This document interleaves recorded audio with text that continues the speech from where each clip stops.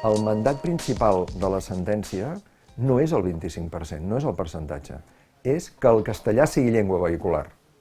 Que el castellà no sigui només una llengua d'aprenentatge de l'idioma, sinó que també sigui una llengua d'ús escolar, d'ús curricular, d'aprenentatge, és a dir, diferents mots per dir el mateix, que també sigui vehicular com ho és el català. La immersió es basa en el fet de que la llengua minoritzada, en un context de que la llengua hegemònica és l'altra, sigui l'única llengua vehicular, per tal que se'n garanteixi la seva normalitat, el seu coneixement, i per tal que aquesta llengua esdevingui la llengua comuna i compartida, la llengua de cohesió. Què pretén el tribunal? Què pretén la dreta i l'extrema dreta amb la connivència dels diversos governs de l'Estat? Perquè és una operació d'Estat. Que el castellà també esdevingui llengua vehicular com el català. És a dir, no es qüestiona la vehicularitat del català, però se li vol afegir la del castellà. Què fa el govern amb la llei que pretén aprovar properament i amb el decret que ha aprovat? El que diu és d'acord, ho assumim, i per primera vegada en la història, en la legislació catalana, en què sempre havíem parlat de l'ús educatiu del català, també parlarem de la regulació de l'ús educatiu del castellà com a llengua curricular. És a dir, que no només s'utilitzarà en l'aprenentatge de l'idioma, sinó també en l'ensenyament, igualment que el català. L'únic que diu el govern és, escolteu, i no em digueu com ho he de fer, això ja ho faré jo, diguéssim. No m'imposeu un 25% a tot arreu, això ja ho faré jo, i a cada escola hi haurà, si escau, una presència i una proporció diferenciada del català i del castellà. Al final, percentatges n'hi hauran, els que determini cada projecte lingüístic, perquè la major és aquesta, que el castellà esdevingui llengua vehicular. Per això ens hi oposem, perquè considerem que en el context en el que estem, tenint en compte que a tot arreu el castellà és hegemònic, cal servar i preservar que el català sigui la llengua vehicular única a l'escola. En termes de percentatge, no en termes de l'ús vehicular del castellà, que és assumit. I aquest és el problema principal, això és el que acaba amb la immersió.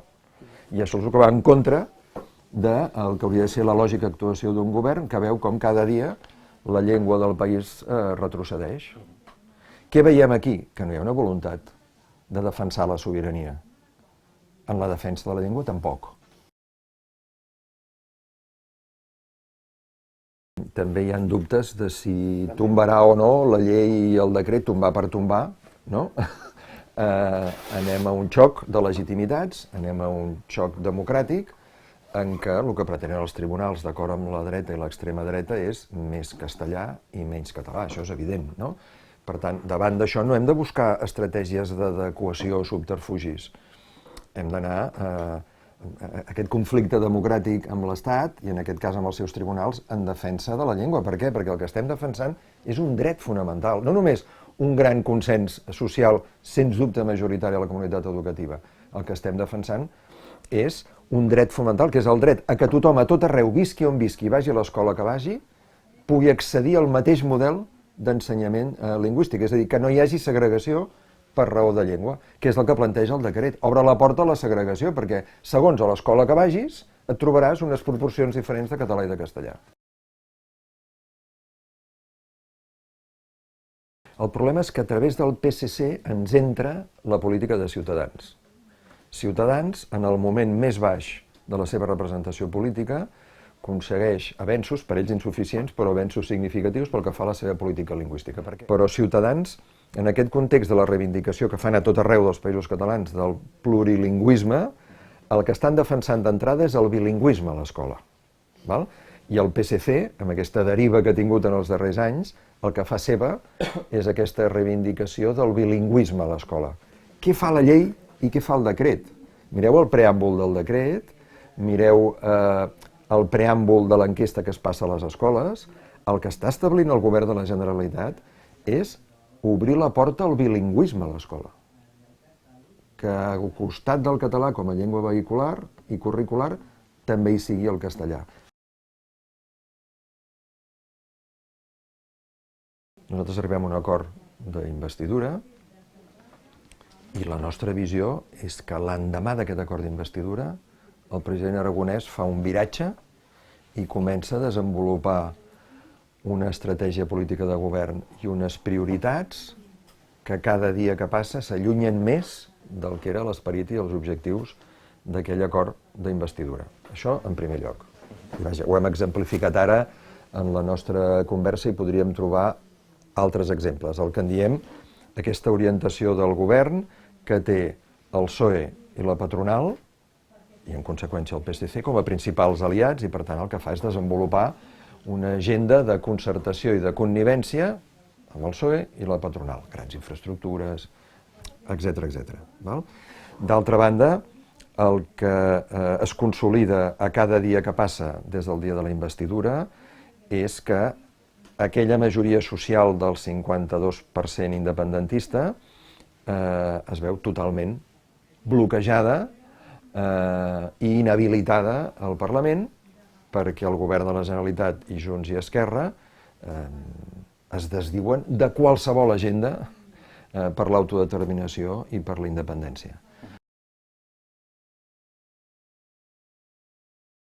Nosaltres estem en una lògica d'oposició i d'alternativa, això, perquè, insisteixo, ara vaig a la resposta concreta que em demanes, però en aquests moments som l'única força política que manté viva una agenda per l'autodeterminació i per la independència i que planteja la necessitat que en aquestes legislatures produeixi una ruptura democràtica amb l'Estat per exercir l'autodeterminació.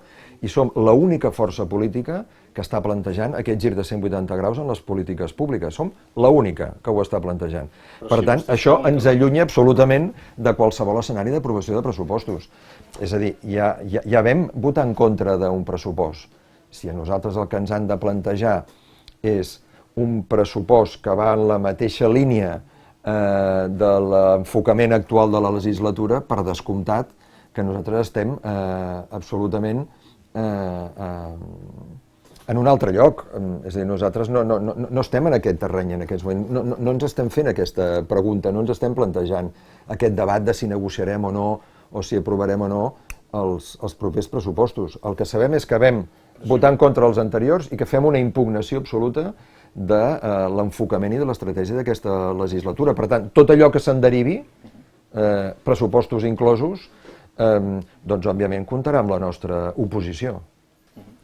És a dir, qualsevol derivada de l'actual estratègia de la legislatura, qualsevol derivada de l'actual enfocament de la legislatura que fa aquest govern, comptarà amb la nostra oposició i comptarà amb la nostra alternativa política tant a les institucions com al carrer. Absolut, ho va ser des del primer dia quan el govern espanyol i Pedro Sánchez va afirmar, cosa que no ha deixat de dir des d'aleshores ençà, que en aquesta taula de diàleg mai s'abordaria ni l'autodeterminació ni l'amnistia. Per tant, quan una de les parts, i en aquest cas una part fonamental com és el govern de l'estat espanyol, diu que a la taula de diàleg no s'abordarà ni l'autodeterminació ni l'amnistia, és obvi que aquesta taula no servirà per resoldre el conflicte democràtic, és una obvietat. Per què servirà? No ho sé. Segurament ha servit per desmobilitzar el moviment independentista, etc. Ha servit per donar certes ales, cert oxigen al PSOE a nivell internacional i a l'Estat a nivell internacional pel que fa al conflicte català. Segurament ha servit per moltes coses, però en absolut per reforçar l'agenda independentista.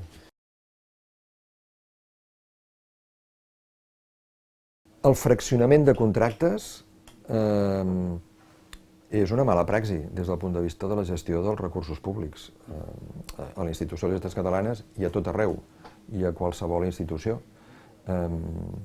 És un ús incorrecte dels recursos públics. Però insisteixo, aquí tenen una responsabilitat molt directa Esquerra i Junts, i nosaltres en el moment de la investidura de la presidenta Borràs ja vam advertir, ja vam avisar que era una mica temerari col·locar en la segona institució del país una candidata, una persona que ja en aquell moment incorporava aquesta fragilitat, perquè això la comprometia no només amb ella, sinó el conjunt de l'independentisme i el conjunt de la institució. Per tant, nosaltres ja ens vam distanciar d'aquesta decisió en aquell moment, i per tant ara esperem que Junts i Esquerra assumeixin les seves responsabilitats i vegin com volen resoldre aquest tema, però nosaltres, ja us ho dic, la decisió que haguem de prendre no s'apartarà d'aquest doble criteri, de cap tolerància amb la repressió, però cap tolerància amb el que siguin irregularitats, males praxis o fraus en la gestió dels recursos públics.